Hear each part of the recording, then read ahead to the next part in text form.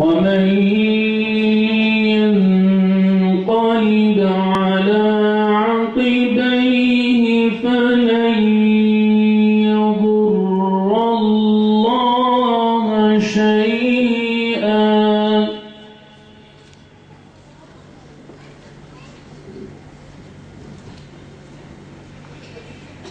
وَسَيَجْزِي اللَّهُ الشَّاكِرِينَ أَفَإِن مَّاتَ أَوْ قُتِلَ انقَلَبْتُمْ عَلَى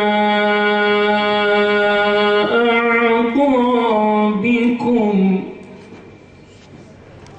Osman gibi, Ali gibi, Mus'ab gibi, adam gibi yaşamak noktasında mübarek Peygamberimizin ve değerli ekibinin, destanlaşmış kalitelerin yolundan birlikte gidelim, onları izleyelim, onların min turabin, hepiniz Adem'densiniz. Eğer Darwin'in müritleri, Darwin'in ümmeti değilsek biz arkadaşlar, değişim, dönüşüm ve benzeri projeler değil de Allah'ın dediğine evet,